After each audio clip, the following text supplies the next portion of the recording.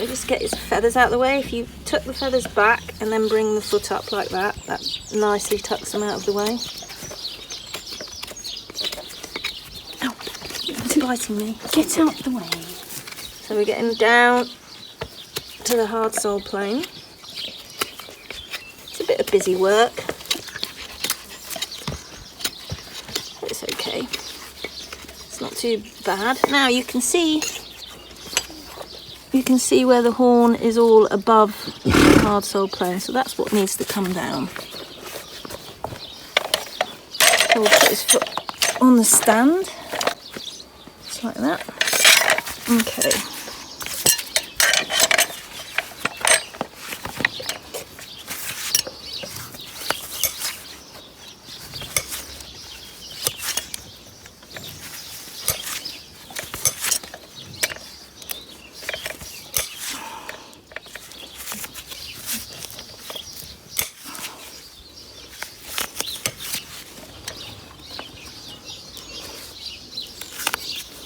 So we're taking away, by keeping to the hard sole plane, taking away all of that foot that he doesn't need so that we can balance it properly from heel to toe.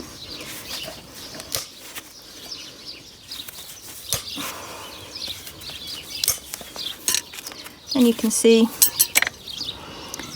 the blood spots and the stretch of the white line. This is a bit of toe callus that doesn't need to be there.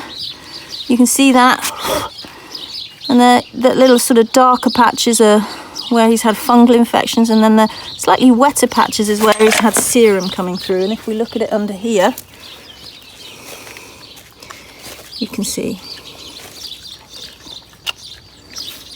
how the leaves of the lamina have separated. There's big holes in them, which has allowed fungal infection to get inside. Same thing with nails. If you put a nail hole in a hoof, that will allow fungal infection to get inside. You can see here.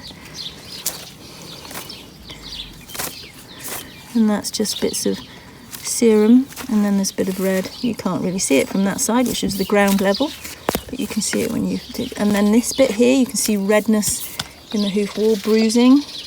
This is all growing out and growing down. This all happened further up the hoof when it was formed. That's all growing out and growing down. Now we're taking the majority of the hoof away, we can see what we're dealing with.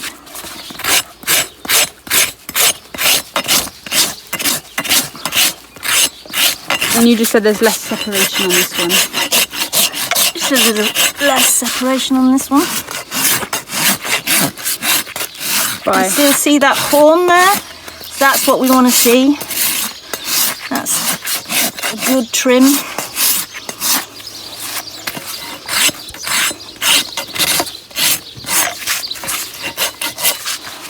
Now he's down to the hard sole plane all the way around. That toe callus is back down to the waxy sole. And it's very important to get the heels to the toe in any situation, but very particularly with this long toe, balanced, because if you don't, he will end up with a negative palmar angle, with the pedal bone going up being in the wrong angle. Now we trim it just the same as we would before. Here's the sole, here's the stretch, here's the waterline, and perfectly there for you to see. Nature's horseshoe, and then here's the inner hoof wall and here's the outer hoof wall. So we trim back to the Mustang roll at a 45-degree angle.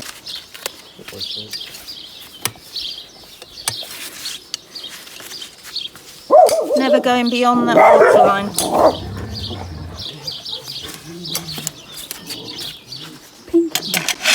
And then we finish it off with a roll, just like we would do normally. Ooh la la. Come on, Snoopy. Oh boy. Just smoothing out those nipper cuts. Never going beyond that white line.